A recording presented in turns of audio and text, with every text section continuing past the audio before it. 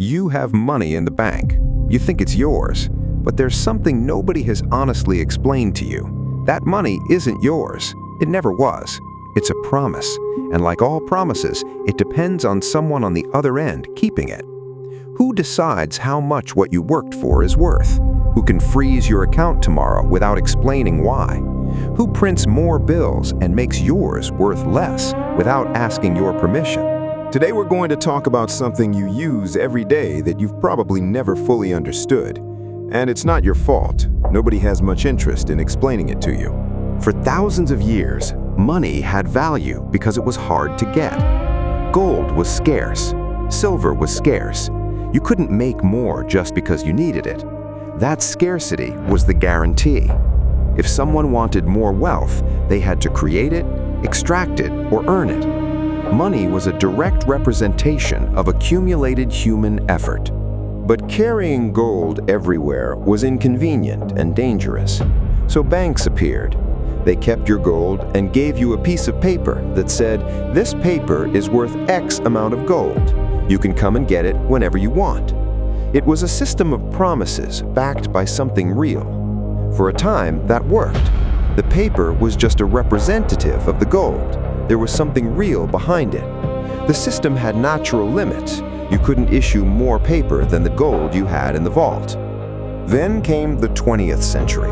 World wars, economic crises, governments that needed to spend more than they had, and something quiet but radical started happening. Governments gradually began disconnecting paper from gold. First in emergency situations, then permanently. In 1971, Richard Nixon took the final step. He announced on television that the dollar could no longer be exchanged for gold. That day, without anyone voting for it, without anyone asking you, the money of the entire world became something different. It became fiat, a Latin word that means "let it be so."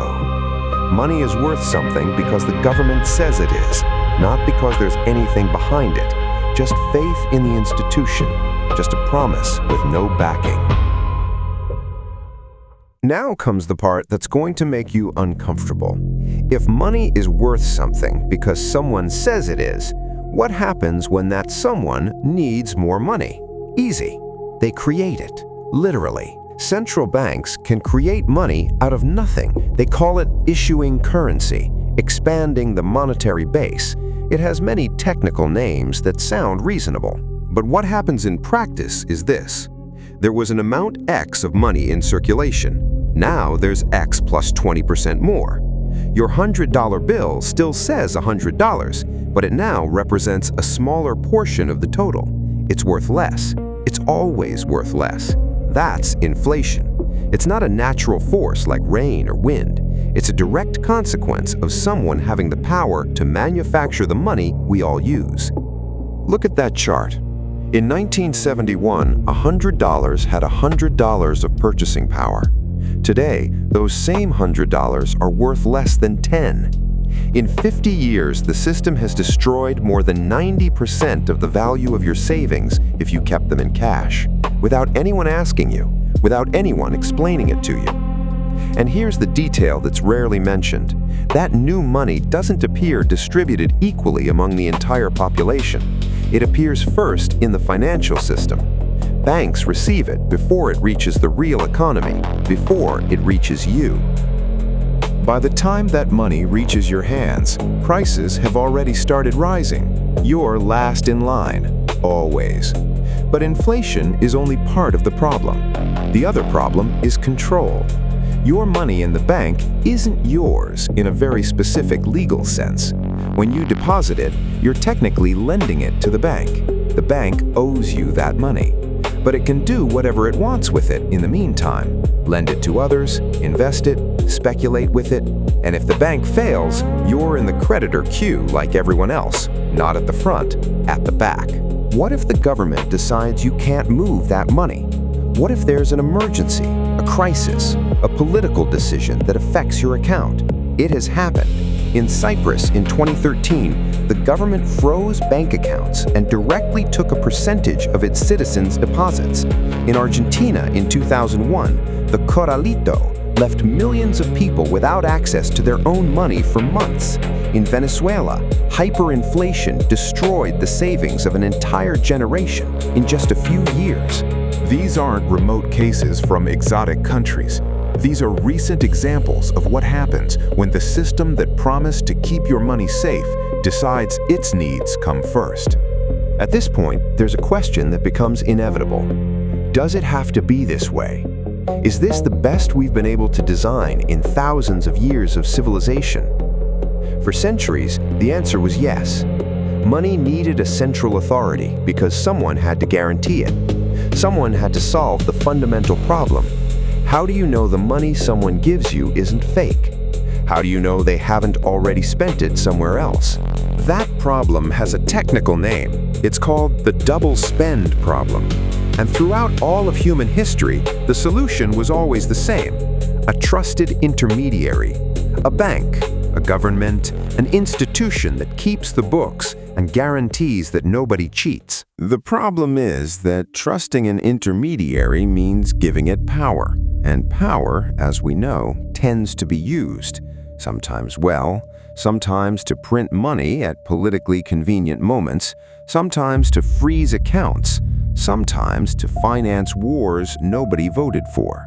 For decades, people assumed there was no alternative, that instability, inflation, control were the inevitable cost of having a functional monetary system, that an imperfect system was better than no system. Until in 2008, in the middle of the worst financial crisis in decades, someone anonymously published a 9-page document proposing something nobody had managed before: solving the double spend problem without any intermediary.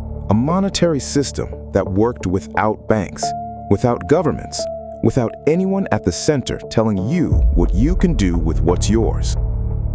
I'm not going to tell you that whole story today. It deserves an entire episode of its own. But I do want you to leave this video with an idea you may have never considered.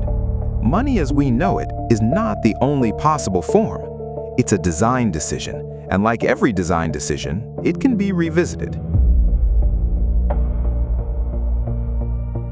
You might be thinking at this point, this is very interesting, but I just want to make ends meet. Don't talk to me about global financial systems. Talk to me about my mortgage, my rent, about why every year it costs more to live the same way. You're right, and that connection exists. It's direct. Why could your grandfather buy a house on an average worker's salary and you can't? It's not that you work less hard. It's not that you're less intelligent. It's that the money you earn doesn't work the same way. His held its value for decades.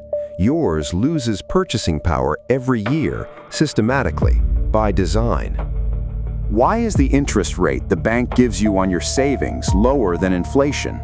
Because the system is designed for money to move, not to be stored.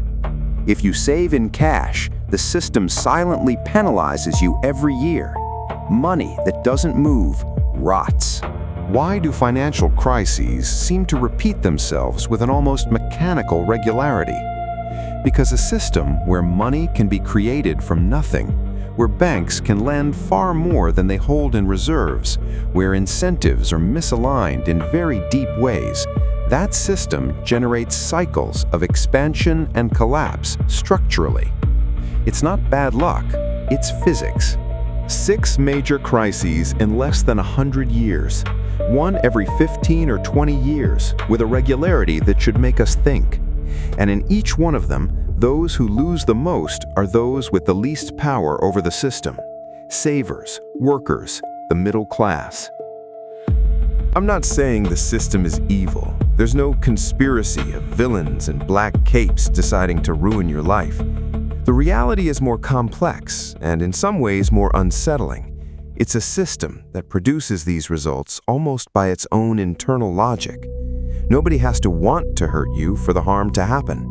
The incentives are misaligned, the architecture fails, and you pay the consequences. And that's exactly what makes the question so important. If the problems are structural, the solutions have to be too. Today, I haven't talked to you about Bitcoin. I haven't told you to buy anything or distrust anything. I just wanted you to see the full board before talking about the pieces.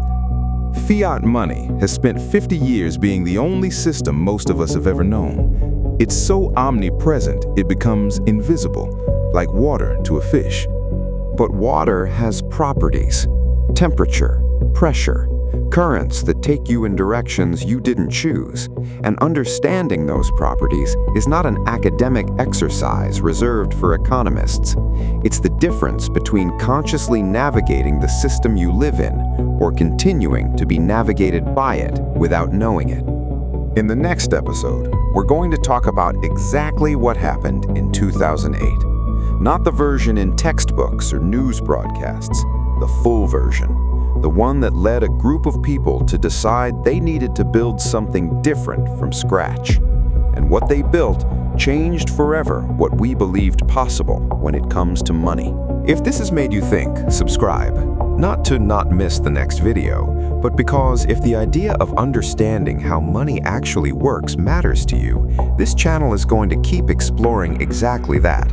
No investment advice, no price predictions, just ideas that deserve to be understood.